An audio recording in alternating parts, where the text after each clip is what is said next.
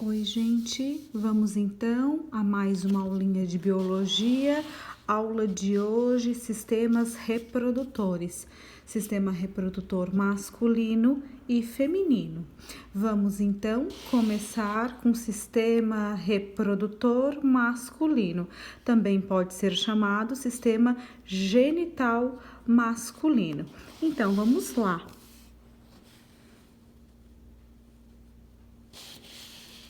Aqui. Bom, vamos começar então pelas estruturas que compõem esse sistema reprodutor masculino, na qual esse sistema então tem a finalidade de produzir os gametas masculinos, que são os espermatozoides, e transferi-los então para o sistema reprodutor feminino no momento da fecundação. Bom, vamos começar então com as gônadas. Gônadas masculinas são os testículos. Os testículos, então, são encarregados da produção dos espermatozoides num processo chamado de espermatogênese. Bom, esses testículos, então, eles contêm algumas estruturas. Olhem só. Os testículos, dentro deles, contém, então, vários túbulos chamados túbulos seminíferos. São esses tubinhos aqui, na qual é aqui dentro que vai acontecer, então, a espermatogênese, a produção dos espermatozoides. Junto a esses túbulos seminíferos, algumas outras células, tá? Junto a esses túbulos seminíferos, nós temos as células de Sertoli, que vão fornecer nutrição aos espermatozoides, então, no início do seu desenvolvimento, da sua maturação, vamos dizer assim. E esses testículos também têm uma função junto ao sistema endócrino, que vai ser a produção dos hormônios sexuais masculinos, que é a testosterona.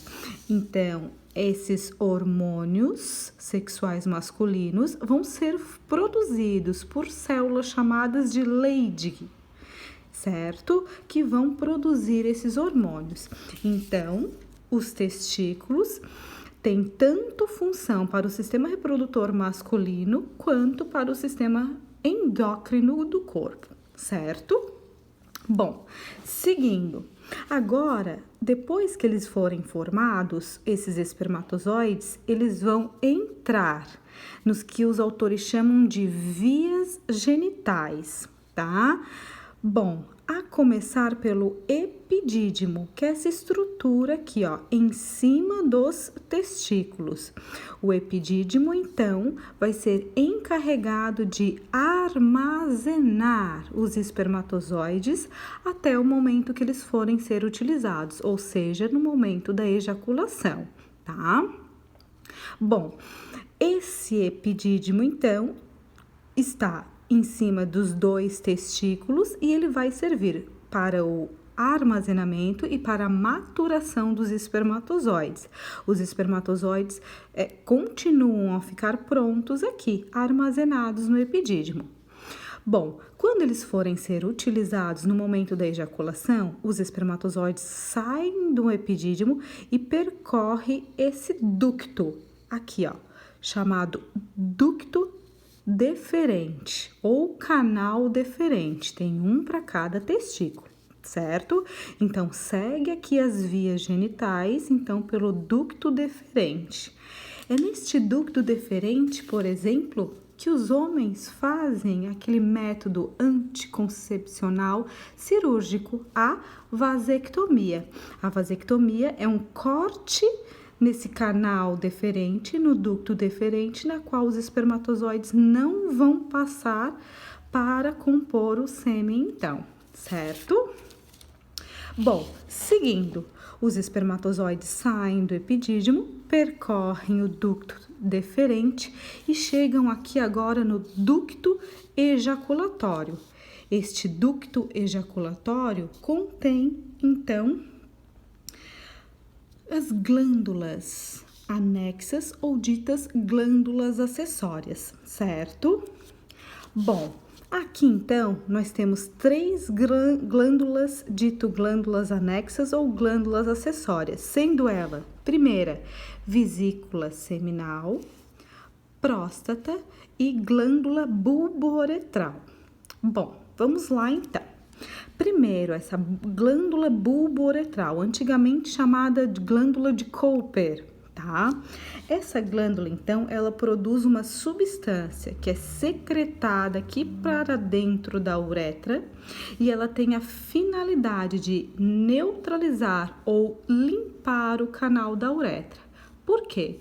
Porque o canal da uretra é um canal comum ao sistema reprodutor e ao sistema urinário. Ó, aqui é a bexiga e aqui é o canal por onde passa a urina. Então, tanto o ducto ejaculatório quanto o canal da urina vão desembocar na uretra. E antes da relação sexual, o homem limpa, ou seja, produz essa substância aqui da glândula bulbouretral e limpa vestígios de urina, certo? Que possivelmente estejam aqui nesse canal e também para lubrificar o pênis, então, no início do ato sexual, certo?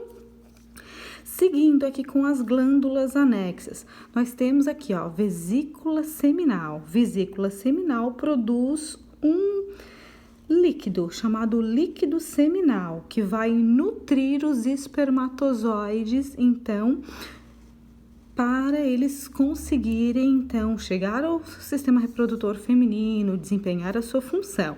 Esse líquido seminal contém frutose, é um carboidrato que vai, então, dar energia para esses espermatozoides, certo? E temos também a próstata. A próstata, ela vai produzir o líquido prostático. Esse líquido prostático vai auxiliar na motilidade dos espermatozoides. Motilidade é a locomoção, tá? E também na manutenção de um pH ideal. O sêmen, então, a junção de todos esses líquidos dessas glândulas junto aos espermatozoides vão compor o sêmen. E esse sêmen tem um pH ideal, mais ou menos em torno de 7,9, certo? Que vai manter esses espermatozoides vivos e ativos dentro do sistema reprodutor feminino, certo? Bom, aqui cabe nós destacarmos a questão do câncer de próstata. Então, quando os homens vão fazer os exames para detectar o câncer de próstata, é feito o exame de toque. Ó, pelo ânus, o médico então faz o toque da próstata por conta da sua proximidade e identifica, por exemplo, se essa próstata está mais inchada ou não. E é possível detectar o câncer então, tá? Bom, seguindo, então já temos aqui os espermatozoides e temos aqui os líquidos das glândulas acessórias. Tudo isso vai compor o sêmen e quando o homem for ejacular, esse sêmen então vem aqui os espermatozoides pelo ducto deferente, junta aqui os líquidos das glândulas e forma o sêmen e é lançado então pela uretra. Uretra é o fim então das vias genitais, certo? Bom, seguindo, nós seguimos então para os órgãos externos. Os órgãos externos são o pênis e a bolsa escrotal ou saco escrotal. O pênis, então, é o órgão formado por massas de tecidos ditos esponjosos eréteis ou os corpos cavernosos que se enchem de sangue, permitindo a ereção, certo? E a penetração no sistema reprodutor feminino. Bom, esse pênis tem uma parte anterior que se chama glande e essa glande é recoberta pelo prepúcio, tá? Em alguns meninos bebês, é necessário fazer uma cirurgia para remoção de parte desse prepúcio chamado de fimose, tá? Bom, então, ó, temos aqui uma tabelinha com todos esses dados, tá? As gônadas masculinas, então, os testículos, na qual, dentro dos túbulos seminíferos, há a produção dos espermatozoides. E junto às células, chamadas células de Leydig, há a produção dos hormônios sexuais, por exemplo, testosteronas, que vão dar aos meninos as características secundárias masculinas, timbre da voz, desenvolvimento dos pelos, características de musculatura e tudo mais, tá? Temos as vias acessórias, o epidídimo, onde vai armazenar os espermatozoides. Temos o canal deferente, a uretra. Canais deferentes vão servir para conduzir os espermatozoides. E a uretra, então, vai conduzir o esperma ou sêmen no momento da ejaculação. Temos também as glândulas acessórias, vesículas seminais, por exemplo, que vão produzir o líquido seminal para nutrir esses espermatozoides, desde o seu trajeto, quando são depositados no sistema reprodutor feminino, até quando eles forem atingir o óvulo lá nas tubas uterinas. A próstata, que contém o líquido prostático para auxiliar na locomoção e na questão de manter um pH ideal desse sêmen, visto que o sistema reprodutor feminino tem um outro tipo de pH, um pH mais ácido. Tá?